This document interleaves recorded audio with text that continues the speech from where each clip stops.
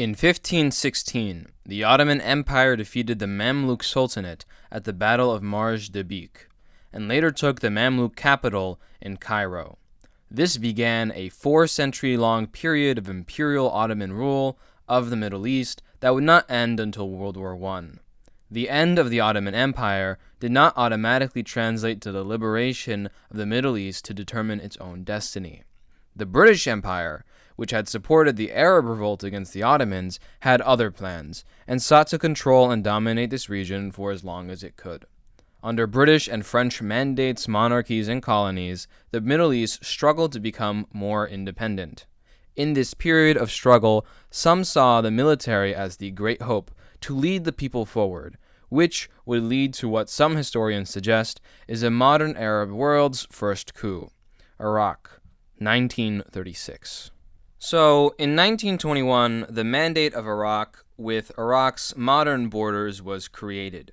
In creating the Mandate, British officials wanted an Arab-led government which they could use to control the people's enthusiasm for self-rule. As one British official put it, entirely new currents are flowing now, and we must shape our course to them. The Arab facade may have to be something more solid. The idea here was that they would get this guy named Faisal, son of Sharif Hussein, who led the Arab revolt, to become monarch of Iraq, a place he was not from, to act as the Arab facade. Faisal was completely aware of his position, but believed there was nothing he could do. He spent the next decade managing British demands and Arab nationalist opposition to the mandate. The British insisted that their control was necessary to create a patriotic allegiance within the population of Iraq. One British official argued that a Kurd is still primarily a Kurd, and only secondarily, if at all in his own mind, an Iraqi. The Kurd still dislikes and despises the Arab. The Christian hates and fears the Muslim, and the Shia distrusts the Sunni.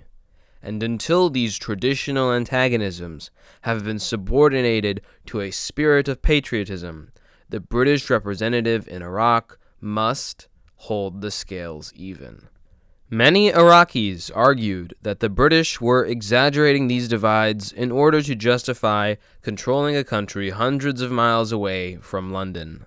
The right to self-determination of millions of people aside, before the mandate finished, the British ensured that they would get Faisal to sign a treaty with them called the Anglo-Iraqi Treaty of 1930, which included some very unequal terms. For example, the treaty called for full and frank consultation between them in all matters of foreign policy and allowed Britain to keep its air force in Iraq and move troops throughout the country in the event or imminence of war. When Iraq became independent in 1932, nationalists railed against this treaty and wanted the king to drop it. The king did not, but as a concession, he facilitated the creation of a government, giving Arab nationalists positions in government, which caused a split amongst them, because even in government they were forbidden from moving against the treaty.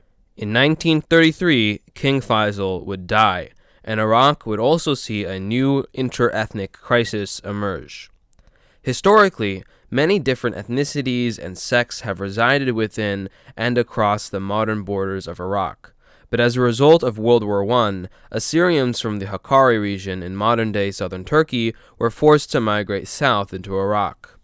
The British recruited many young men from these groups into auxiliary corps, separate from the Iraqi army, forming an elite unit called levies that participated with the British in putting down Iraqi revolts.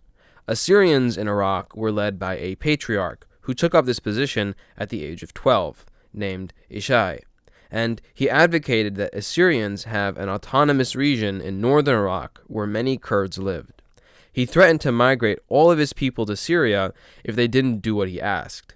The patriarch went down to Baghdad to ask for autonomy in northern Iraq, which British advisors and the Iraqi government refused to offer and decided they would detain him in Baghdad so he wouldn't return to northern Iraq with these ambitions. Former Assyrian levies responded to this in 1933 by taking 1,200 armed men into Syria.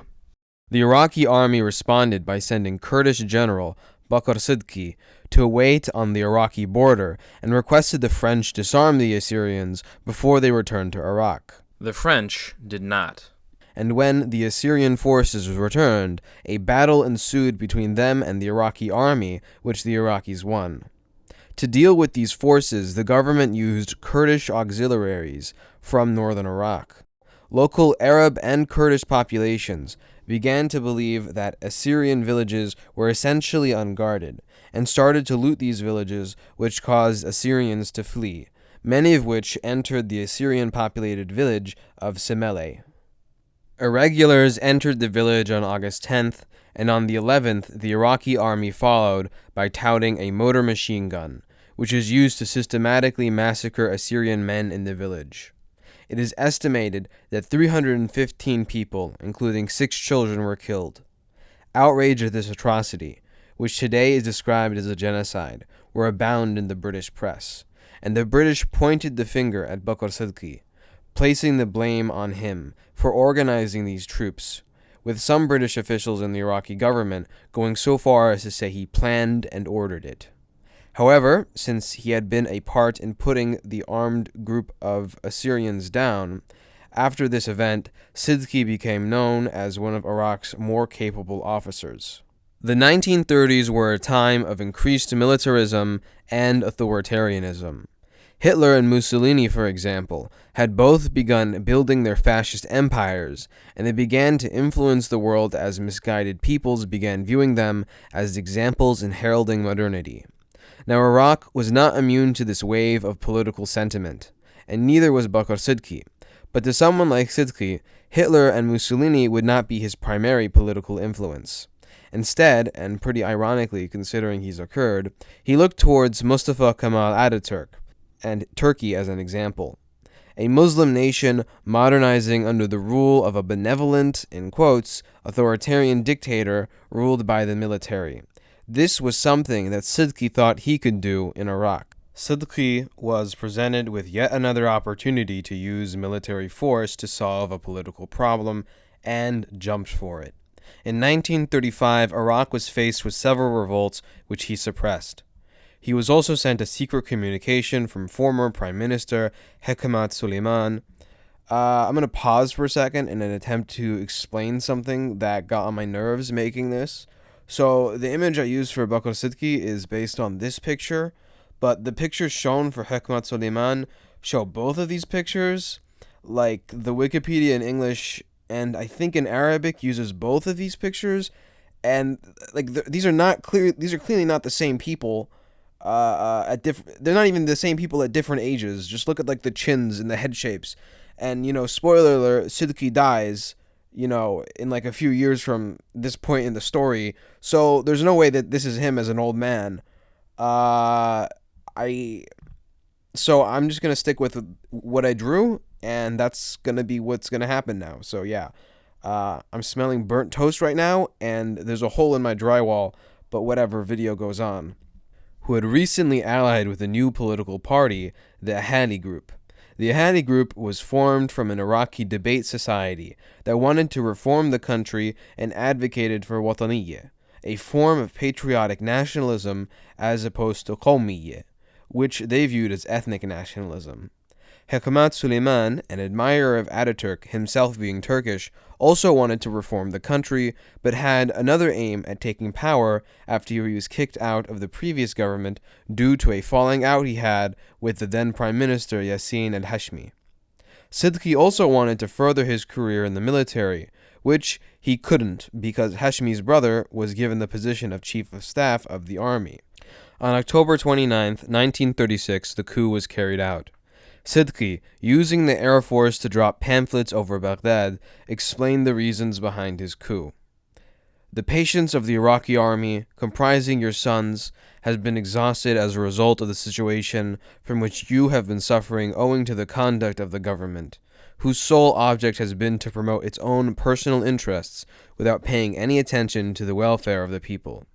Hekmat issued a letter addressed to King Ghazi, signed by Sidqi, further explaining his complaints. Your Majesty is undoubtedly aware of the policy followed by the present government, which is imbued with nepotism and personal aggrandizement, and which has led to the ruin and destruction of the public welfare and the public interest. And so the coup was successful. It was almost bloodless too. The then defense minister, Jafar al-Asghari, ironically the man who helped create the Iraqi army, was killed by Sidqi's men as he carried with him a letter carrying a message to potentially defuse the situation. Hikmat was made the prime minister, and everyone from the previous government fled to neighboring Arab countries where they complained about Hikmat and Sidqi to the press, accusing them of not supporting pan-Arabism. In Iraq, though, the coup was met positively. The government promised to protect peasants from their landlords, to promote equality, and to free prisoners, the press, and the trade unions. Jafar Abu Tamam, who was the most popular member of the new government, spoke to the public and promised life, property, liberty, religious rights, and places of worship without distinction of religion or creed. However, reform was difficult for Hikmat to do. He had to contend with the fact that his government was born of right-wing and left-wing factions. He decided to run an election with the Ahali group, who he allied with earlier, and they wanted this election to be free and fair. So instead, he decided to rig the elections, because free and fair elections are underrated. When another tribal insurgency cropped up the next year, Hikmat crushed it, and Tamam resigned as finance minister, expressing how he was fed up with Hikmat's lack of reforms. Other members of the cabinet left with him. Members of the Ahali group, who also resigned from their seats in parliament, which Hikmat responded to by banning their party and banishing its most outspoken members from Iraq. Hikmat thus had to deal with right-wing elements in his government exclusively, and was more reliant on Bakr Sidqi, who people began thinking would tear through the facade and just coup Hikmat. So he faced waves of assassination attempts until one actually got him. Ironically enough, it occurred on August 11th, the anniversary of the Simele massacre.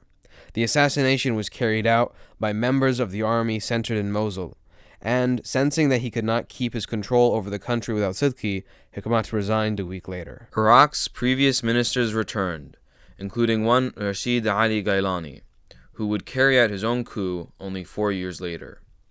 The new prime minister was chosen by the king specifically for being a bland and inoffensive choice that threatened no one. And with that, I think I'll close this story.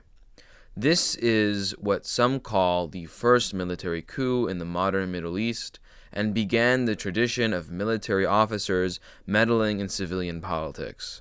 The coup, as it turned out, was a complicated affair. For his constant repressions and atrocities, Sidqi is worthy of being reviled, but later political movements in Iraq look back to him as an example of Arab-Kurdish unity, and they especially began to believe in the efficacy of the military coup as a valid way to create political change in a country that sorely needed it. But, maybe there's nothing to learn. Do with that what you will. I really want to begin this audio by apologizing for taking so long to make this video. It was supposed to come out a month ago, but due to current events, I was unable to, and I hope you can understand that. I want to thank the patrons for sticking with me during this very difficult time. Really big thank you to them. And patrons, $7 and up patrons, get their names read out at the end of the video. And if you would like to support the channel in any other way, like, comment, share, and most importantly, subscribe. Thank you, and thank you to all our patrons. Avocado Kirby, Kazi Khani, Rod B, and Pyrotic Napalm. Thank you so much.